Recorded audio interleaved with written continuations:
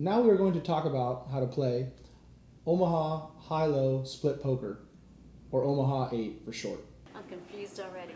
Now listen closely, because Omaha Hi-Low is an intellectually challenging game. Sometimes even professional dealers cannot figure out who won which part of the pot. Part of the pot. Part of the pot, right. Omaha Hi-Low is a split game. There are two possible ways to win the pot. The high hand wins half the pot, and the low hand wins half the pot. So you have two chances to win. Correct. And you also have a chance to win the entire pot by having also the high hand and the low hand at the same time. This is called scooping the pot, and it's a very big deal when you can pull this off.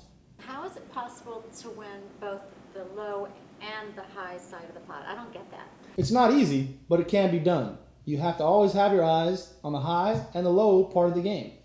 And scooping the pot can make your night, if not your week. It's very difficult to do.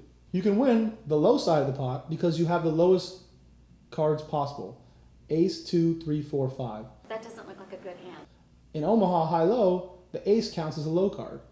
You can also have the highest hand possible because you have made a straight, ace through 5. So you would have a straight, right?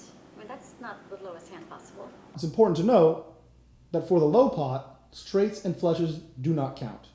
But they do count for the high pot.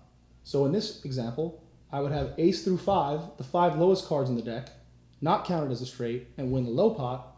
And also on the high side, ace through 5, which is a straight, and I would win the high side of the pot. And therefore, I would be scooping the hand. It's important to note that in order to win the low pot, all 5 cards that you are playing must be 8 or smaller. Hence the name Omaha Hi-Low 8. If there is no hand on the low side where all 5 cards are 8 or lower, then there is no low side pot. And the person with the high hand wins the entire pot on the table. It seems like the ace is the most important card then, because it's the high and the low. That's a great point. A very famous poker player, Scotty Wynn, said that it's not worth playing an Omaha Hi-Low split hand that doesn't contain an ace in the 4 hole cards. What he's saying there is that being selective is a very key part of this game, and playing only possible strong hands is the only way you're going to win in Hi-Low Omaha. Let's play a hand so I can try to get a grip on this. Excellent. Now let's post the blinds.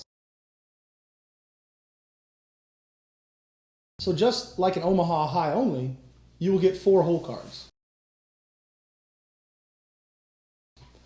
Now it's easy to find something that's possible to play, but we must remember that being selective increases your odds of winning money at the game of cards. Discipline and patience. That's the name of the game, but with 4 hole cards, very few players can stick to the discipline and patience that's required to be selective with their hands. Time for the flop, right?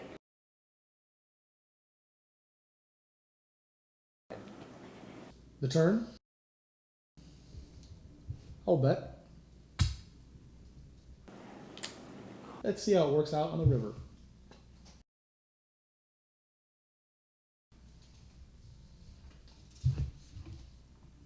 I'll bet again.